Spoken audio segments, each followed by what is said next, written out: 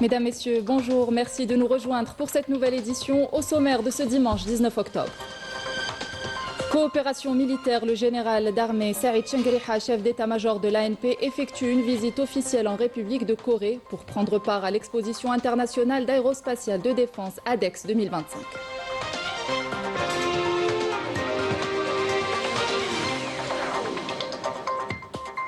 « 64 ans après les massacres du 17 octobre 1961, la mémoire demeure vive mais toujours divisée. À Paris, la cérémonie officielle s'est tenue dans la discrétion, loin des rassemblements citoyens et militants qui continuent de réclamer reconnaissance et justice.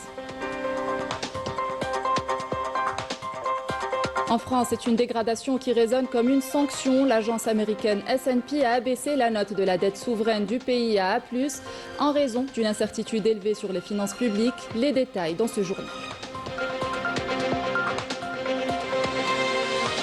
Dans l'actualité internationale également, énième violation de l'accord de cessez-le-feu dans la bande de Gaza. 47 violations avérées du cessez-le-feu par l'armée d'occupation sioniste ont été recensées depuis son entrée en vigueur. Les frappes sionistes continuent de faire des dizaines de martyrs.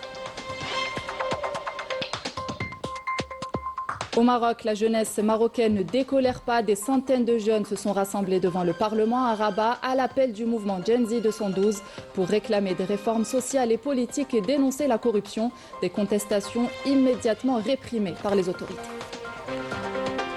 Bienvenue à tous. Je vous le disais en titre, le général d'armée Saïd Chengueriha, ministre délégué auprès du ministre de la Défense nationale, chef d'état-major de l'armée nationale populaire, effectue une visite officielle en République de Corée pour prendre part à l'exposition internationale d'aérospatiale et de défense ADEX 2025. Sur invitation du ministre de la Défense nationale de la République de Corée, cette visite s'inscrit dans le cadre du renforcement de la coopération entre l'ANP et les forces armées de la République de Corée. Les deux parties examineront les questions d'intérêt commun. Le ministre d'État, ministre des Affaires étrangères, de la communauté nationale à l'étranger et des Affaires africaines, Ahmed Attaf, a eu un entretien téléphonique avec son homologue égyptien. Les deux parties ont évoqué les différents aspects des relations de fraternité et de coopération liant les deux pays frères et ont examiné les perspectives de leur promotion à de nouveaux niveaux dans le cadre de la préparation de la tenue de la haute commission mixte algéro-égyptienne, conformément aux hautes orientations données par les présidents des deux pays. Les deux ministres ont également abordé nombre de questions régionales d'actualité, notamment les derniers développements de la cause palestinienne à la suite de l'entrée en vigueur de l'accord de cessez-le-feu à Gaza, ainsi que la situation en Libye en prévision de la prochaine réunion du mécanisme tripartite des pays voisins qui se tiendra en Algérie. Et dans le volet mémoire, 64 ans après les massacres du 17 octobre 1961, la mémoire demeure vive mais toujours divisée. À Paris, la cérémonie officielle s'est tenue dans la discrétion par la maire Anne Hidalgo, loin des rassemblements citoyens et militants qui, eux, continuent de réclamer reconnaissance et justice. Correspondance de Afaf Belouchet. Ce sont des images qui tranchent. D'un côté, une cérémonie feutrée, presque clandestine, où la maire de Paris commémore à petit comité. De l'autre, sur ce même pont, quelques heures plus tard, des visages décrits, une mémoire populaire que rien ne domestique. Anne Hidalgo isolée dans un protocole sans élan face à des militants de la mémoire qui refusent qu'on conditionne le souvenir à la conjoncture politique. On pourrait penser qu'on va sacrifier justement nos combats mémoriels parce que le climat est plutôt compliqué en France. Mais c'est exactement le contraire. Justement, il y a des combats qu'il faut mener tout le temps, qu'il faut mener avec une certaine justesse et un équilibre. Moi, je crois que ce combat mémoriel est essentiel. Il y a à Paris énormément de Parisiennes, de Parisiens, de Françaises, de Français qui sont d'origine algérienne. Et donc, d'abord, être à leur côté est essentiel. Je veux leur dire combien ils sont précieux à l'histoire de Paris, à son présent et j'en suis sûr à son avenir. Et donc de commémorer ensemble ce drame et je crois justice. Même conscience historique, animateur des maires, souvent de gauche, dans les grandes villes de banlieue. À Bobigny, on cite des noms des martyrs. Lagdar Abadou. Ailleurs, on jette des fleurs le cœur serré. À Besançon, les enfants hurlent leur amour aux disparus comme un serment. C'est d'autant plus important qu'il faut des gens, et aujourd'hui je crois que la société civile ici en France porte très fort le lien entre l'Algérie et la France. Donc en France on a quand même une très forte communauté franco-algérienne qui compte en réalité. À l'échelle politique, certains élus tentent de transformer la ferveur en loi. Le sénateur Rachid Temal, premier à avoir déposé une proposition de reconnaissance officielle le 17 octobre 61, rejetée il y a 3 ans, promet de la redéposer. Il faut rappeler que le 17 octobre 61, c'est aussi une histoire française. Il faut maintenant que nous puissions faire en sorte qu'en France, je l'avais déposé au Sénat en 2021, une loi pour que le 17 octobre 61 soit reconnu et que la France reconnaisse ce qui s'est passé le 17 octobre 61 et que cette journée soit l'objet d'une commémoration. Je crois que c'est aussi comme ça qu'on apaise, qu'on recrée du lien et qu'on avance dans l'avenir. En plus de nos représentations diplomatiques comme ici à Toulouse, partout en France, la mémoire algérienne s'entête à vivre, portée par la société civile, relayée par des élus célébrés, jusque dans le fief du Front National comme ici à Lille. Une mémoire indocile que ni le silence des institutions, ni la frilosité de l'Hôtel de Ville de Paris ne parviennent à effacer. La France subit un nouveau revers sur le plan financier. L'agence américaine S&P a abaissé la note de la dette souveraine du pays de AA- à AA+, pointant une incertitude élevée autour des finances publiques. Une décision qui intervient dans un climat politique particulièrement instable, en dépit de la présentation d'un projet budget 2026 qui laisse sceptiques les agences de notation, d'autant que l'agence Moody's doit prendre une décision au sujet de la dette française le 24 octobre. Les détails avec Raouf Hamouche. C'est une dégradation qui résonne comme une sanction. Après Moody's et Fitch, c'est au tour de S&P d'abaisser la note de la dette souveraine de la France. Habituée à décrocher un triple A, la France a vu sa fiabilité financière péricliter. Sa note a été dégradée 2 fois en 1 an et demi par S&P, la principale des agences de notation qui évalue la capacité des pays à rembourser leurs dettes. Face à une incertitude élevée autour de la trajectoire budgétaire française, S&P lui a accordé un A+, un cran de moins, mais surtout un symbole, celui d'un pays qui vit depuis trop longtemps au-dessus de ses moyens. Et derrière les chiffres, ce sont les Français qui payent une facture toujours plus salée. C'est l'instabilité politique dans laquelle est plongé le pays. La France qui depuis 15 ans a vu sa note dégradée à 4 reprises. Et selon l'économiste Pascal Delima, l'économie française tourne au ralenti en raison de clivages politiques. On a fait trop de politiques clivantes sur chacun des sujets économiques, alors qu'on aurait dû s'entendre, par exemple sur la réforme des retraites, sur une feuille de route, sur une trajectoire, sur un fil conducteur stratégique qui est bénéfique pour tous. On ne fait plus de social-démocratie appliquée à l'économie. Et donc, ça limite la capacité de réforme structurelle. Malgré la présentation cette semaine du projet de budget 2026, l'incertitude sur les finances publiques françaises demeure élevée, avec une dette qui dépasse les 3 400 milliards d'euros, rendant le déficit hors de contrôle. Les gouvernements se succèdent, les promesses se suivent et ne sont pas tenues. Réforme inachevée, dépenses maintenues, impôts différés. Le résultat, c'est une France qui s'enfonce et une confiance rompue. Les publics sont hors contrôle. Il faut bien le comprendre. Depuis une quinzaine d'années, la croissance des dépenses publiques devient folle. Et les chiffres sont atterrants. Alors plus vous empruntez pour payer la dépense publique courante, plus vous vous endettez. Et l'endettement français a atteint aujourd'hui des proportions alarmantes. À chaque crise, les mêmes mots. Relance, plan d'investissement, redressement, mais jamais la rigueur nécessaire. Le ministre de l'économie français reconnaît un avertissement sans vraiment parler de faute. Mais pour beaucoup, c'est surtout l'échec et l'impuissance politique, payés au prix fort par les contribuables auxquels on demande toujours plus d'efforts.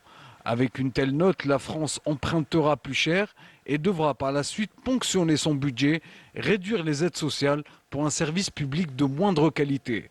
La France pourrait encore perdre en fiabilité financière puisque la décision de l'agence Moody's est attendue le 24 du mois en cours. Toujours en France, l'ex-ministre français de l'Intérieur Bruno Retailleau est de nouveau à l'initiative d'une crise politique. Il est accusé cette fois de pousser son parti à l'implosion après avoir semé le trouble au sein du gouvernement durant des mois. Retailleau risque de mener les Républicains à la disparition en engageant un bras de fer avec les membres de son parti appelés au gouvernement. Correspondance de Afaf Belouchette. C'est quelqu'un qui perd les pédales. La phrase est lâchée, sans filtre, signée d'une figure tutélaire de la droite historique, Roselyne Bachelot, à propos de Bruno Retailleau, dont elle dénonce les postures et l'isolement croissant. termes de pétage de plomb, c'est sidérant parce que c'est même pas se tirer une balle dans le pied. Derrière la formule, une accusation plus lourde, celle d'avoir fait exploser sa propre famille politique, car oui, c'est bien la chronique d'une implosion annoncée. Les images parlent d'elles-mêmes. Bruno Retailleau et Laurent Wauquiez arrivant chacun seul à l'Elysée pour la réunion de crise invoquée par Emmanuel Macron. Quelques jours plus tôt, un message sur X dans lequel Retailleau, s'indigne de la présence de Bruno Le Maire dans le nouveau gouvernement Le Cornu 2, avait déjà mis le fond en poudre. À partir de là, tout s'enchaîne. Réunion de crise au siège des Républicains, division entre partisans de la participation et tenants de la ligne dure. Le journal Le Monde parle d'une fracture ouverte. Retailleau exclut 6 ministres LR ayant accepté d'entrer au gouvernement. La crise devient visible, presque palpable. Là, c'est le duel Wauquiez-Retailleau et on voit à quel point tout ceci est peu lisible, y compris, je pense, par certains sympathisants et militants, puisqu'on a des changements de position à quelques jours près sur la question notamment de l'alliance préférable. Paul Valéry disait que les civilisations sont mortelles, les partis politiques sont mortels, on en a vu disparaître beaucoup et je crois que LR est en train de disparaître. Dans le viseur, Retailleau, élu sur la promesse de replacer les LR au centre du jeu politique, semble aujourd'hui enfermé dans une logique de survie. Dominique de Villepin, lui, un autre ténor de la droite, l'avait déjà prévu. Et je vois comment on peut devenir rapidement populaire dans notre pays. N'est pas Sarkozy qui veut. En attendant, l'agonie se poursuit. Bruno Retailleau ne devrait pas retrouver la présidence du groupe LR au Sénat. Quant au parti, nul ne sait encore à quelle sauce il sera mangé. Mais tout laisse penser que la droite républicaine vit là ses dernières convulsions avant la mue ou l'effondrement. Toujours dans l'actualité internationale, énième violation de l'accord de cessez-le-feu dans la bande de Gaza. 47 violations avérées du cessez-le-feu par l'armée d'occupation sioniste ont été recensées depuis son entrée en vigueur. Les frappes sionistes ont notamment ciblé une habitation au cœur de la ville de Gaza, faisant au moins 11 martyrs, tous issus de la même famille. Myriam Damis. À Gaza, la trêve annoncée n'aura été qu'une promesse de paix, vite trahie. En dépit du cessez-le-feu, l'entité sioniste a de nouveau frappé, tuant au moins 11 Palestiniens d'une même famille qui cherchaient tout simplement à inspecter l'état de leur maison. Cette nouvelle violation démontre une fois de plus le refus délibéré de l'occupant sioniste de respecter les engagements internationaux. De leur côté, les équipes médicales et de la défense civile rencontrent de grandes difficultés pour accéder au corps des victimes et évacuer les blessés en raison des tirs continus de l'armée d'occupation sioniste contre les citoyens s'approchant de la zone. Le président du Conseil national palestinien, Rawhi Fettouh, a condamné l'horrible massacre commis par les forces d'occupation sionistes dans le quartier de Zeytoun, à l'est de la ville de Gaza. Soulignons que ce crime n'est pas un acte isolé, mais plutôt une partie d'une approche continue basée sur le meurtre et la destruction à la lumière du laxisme international clair dans la poursuite des criminels sionistes. À ces massacres incessants s'ajoute une autre tragédie tout aussi meurtrière, la faim provoquée par le blocus qui est toujours imposé. Le mouvement de résistance palestinien a qualifié la décision de l'occupant sioniste d'empêcher l'ouverture du terminal de Rafah jusqu'à nouvel ordre de violation flagrante de l'accord de cessez-le-feu. Le programme alimentaire mondial a appelé l'entité sioniste à ouvrir tous les points de passage afin de permettre l'arrivée de toutes les aides dont les populations ont besoin. L'ONG Médecins sans frontières a annoncé de son côté que la situation sanitaire était critique et que le cessez-le-feu n'avait pas été accompagné de l'ouverture des points de passage ni de l'entrée suffisante de l'aide humanitaire telle qu'il a été prévu. Et ce matin, un Palestinien est tombé en martyr sous les balles des forces d'occupation sionistes à Naplouse, en Cisjordanie occupée, après avoir succombé à ses blessures par balles subies lors d'une opération des forces spéciales sionistes infiltrées dans le camp d'El Ain, à l'ouest de Naplouse, au nord de la Cisjordanie occupée. Et c'est dans ce contexte humanitaire catastrophique que le comité international de la Croix-Rouge a entamé la remise des dépouilles de plusieurs martyrs détenus par l'occupant sioniste. Les corps présentaient des traces évidentes de torture, ce qui a compliqué leur identification. Correspondance de Wissam Abou Zaid, commentaire de Anis Chir. Plus de 120 corps de martyrs palestiniens ont été remis par le comité international de la Croix-Rouge à leurs proches. Après 2 années de guerre et de barbarie sioniste, les familles palestiniennes peuvent enfin espérer faire le deuil. Les dépouilles sont arrivées à l'hôpital Nasser par plusieurs vagues, mais sans nom ni pièce d'identité, ce qui rend leur identification quasi impossible. Des corps portant les marques de sévices multiples, des traces évidentes de torture. Ce sont des crimes horribles commis par l'occupation. Même les noms de ces martyrs, dont beaucoup sont pourtant connus, ne nous ont pas été donnés. On ne nous a transmis que 3 noms et 2 d'entre eux sont erronés. Et aucun ne correspond au numéro d'identité connu de leur famille. À chaque fois que des corps arrivent à l'hôpital, je vais voir. Quand ils ont ramené 80 corps, je suis allée chercher et je n'ai rien trouvé. Quand 50 corps sont arrivés, je n'ai rien trouvé non plus. Même avant-hier, quand ils ont ramené 45 corps, j'ai encore cherché et je n'ai rien trouvé. Plus de 9000 Palestiniens sont portés disparus. Une situation qui continue de hanter le peuple palestinien. Ils sont nombreux à chercher leurs proches sous les décombres, entre martyrs, prisonniers ou disparus. Cela fait plus de 2 ans qu'on n'a plus aucune nouvelle de notre père. C'est terrible quand on n'a pas de réponse ni d'indication sur une personne aussi proche. C'est notre papa. Ne pas pouvoir l'identifier, c'est insoutenable. Les séquelles de la torture et les mutilations ont effacé les visages, ne permettant pas l'identification, mais les traces des crimes de l'entité sioniste ne s'effaceront certainement jamais. Les conditions de restitution des corps continuent dans un cri de douleur et une violence aussi forte que la guerre. Et au Maroc, rien ne semble apaiser la colère des jeunes Marocains déterminés à obtenir le changement tant escompté. À Rabat, plusieurs centaines d'entre eux se sont rassemblés devant le Parlement à l'appel du mouvement Gen Z 212 pour réclamer des réformes sociales et politiques et dénoncer la corruption. Malgré le caractère pacifique des manifestations, la répression des autorités reste forte avec de nombreuses interpellations et condamnations. Les détails avec Walid Yousfi. Au Maroc, plusieurs centaines de jeunes se sont rassemblés devant le Parlement, répondant à l'appel du mouvement populaire Gen Z 212 qui réclame des réformes sociales et politiques dans le pays. Le mouvement, composé essentiellement de jeunes, exige des changements profonds dans les secteurs de l'éducation et de la santé, appelant par la même occasion à mettre fin à la corruption et au limogeage du gouvernement. Les premiers rassemblements avaient été suivis de nombreuses interpellations. Selon l'Association marocaine des droits humains, plus de 600 personnes, dont des mineurs, sont encore détenues en attente de jugement. Un jeune homme arrêté le 26 septembre dans le sud du pays a été condamné cette semaine à 5 ans de prison pour incitation à commettre un délit ou un crime. La répression policière, quant à elle, ne faiblit pas. Les rassemblements, bien que pacifiques, sont systématiquement encerclés par un important dispositif de sécurité. Plusieurs manifestants ont dénoncé le passage à tabac et les coups de matraque. Moins visibles dans la rue, les voix du mouvement Gen Z 212 continuent pourtant de résonner sur les réseaux sociaux. Une contestation portée par une génération connectée qui cherche encore la voie pour transformer son cri de colère en changement politique. Au Sahara occidental, des associations de défense des droits de l'homme ont dénoncé la récente condamnation par la justice marocaine de 4 étudiants sahraouis, estimant qu'elle relève d'une politique répressive visant à faire taire les voix libres défendant le droit du peuple sahraoui à l'autodétermination au sein des universités marocaines.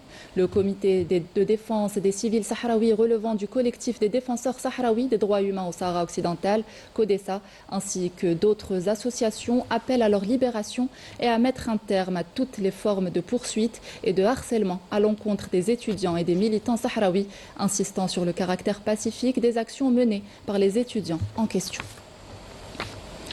Revenant dans le pays avec du sport, après la belle victoire de la JSK vendredi à Sfers face aux Tunisiens de Monastir, place cet après-midi au second représentant algérien en Ligue des Champions, le Mouloudia d'Alger.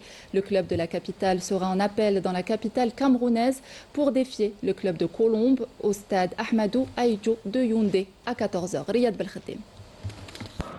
Avec l'avantage de jouer la seconde manche à Douala, au désormais stade mythique de l'Île-à-Pointe, le Mouloudia d'Alger aura 90 minutes pour arracher un résultat probant face à un adversaire qui n'a pas de tradition dans la compétition africaine la plus prestigieuse. Zakaria Neidji après un très beau centre.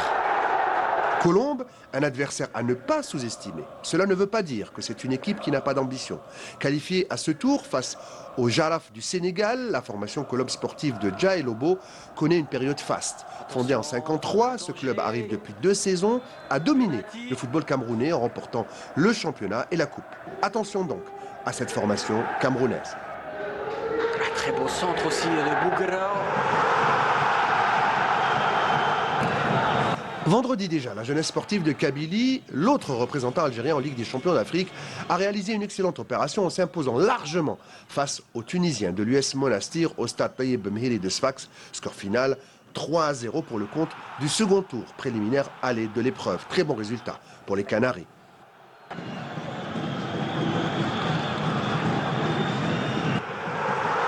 Enfin, deux autres représentants algériens seront en appel sur le continent aujourd'hui en Coupe de la CAF. Le CRB sera à Conakry pour y affronter le redoutable Hafia local, alors que l'USMA affrontera en Côte d'Ivoire les académiciens du FAD.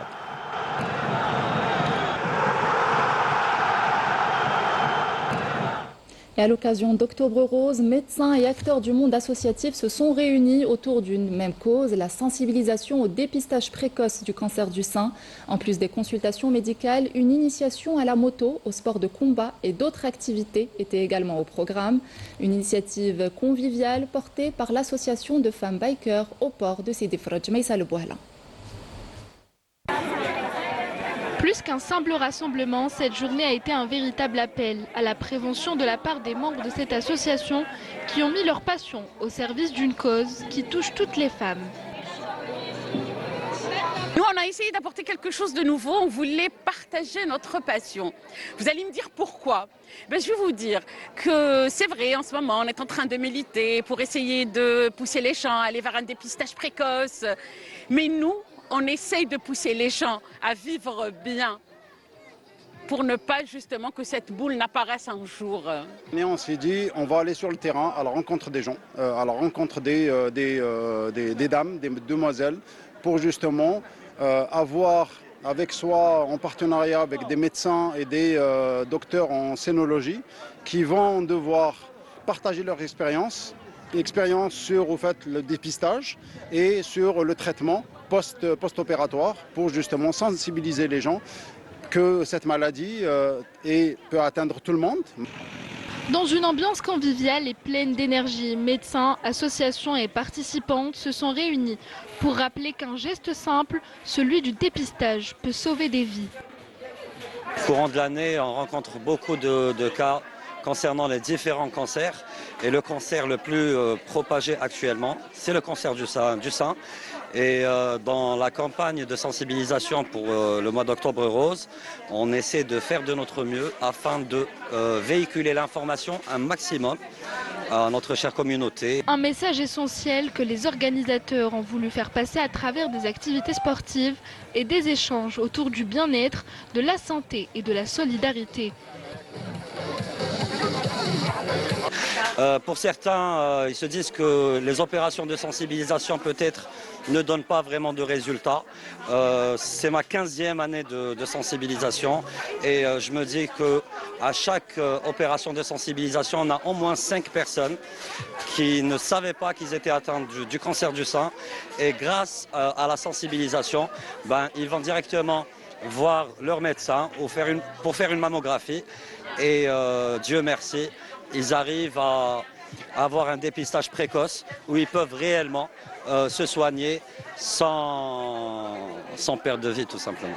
C'est bien déjà qu'on puisse en parler, que ça soit démocratisé, comme on dit, qu'il n'y ait pas de tabou dessus, qu'il y ait moins de crainte, qu'on ait espoir de guérir, que ça soit plus une fatalité. Parce que c'est ça, c'est plus une fatalité, qu'il y a toujours des opportunités, des solutions et bien sûr la prévention reste le meilleur moyen de se porter bien. Au bout du compte, cette journée n'était pas seulement un élan de solidarité, mais un message d'espoir. Se sensibiliser, c'est apprendre à se protéger et c'est déjà un grand pas vers la vie. Je vous propose à présent une petite visite au musée national Ahmed Zabana d'Oran où les plus jeunes découvrent le patrimoine national autrement entre activités ludiques, spectacles musicaux et récits captivants. La curiosité et la joie sont au rendez-vous. Yasmine Amri.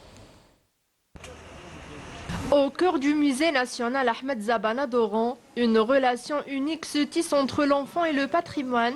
Dans une atmosphère à la fois ludique et éducative, le musée ouvre ses portes aux plus jeunes, leur proposant une série d'activités interactives et intellectuelles destinées à éveiller leur curiosité et à renforcer leurs liens avec la culture nationale. Franchement, j'ai adoré ce musée. C'est la première fois que je viens ici et vraiment c'est magnifique.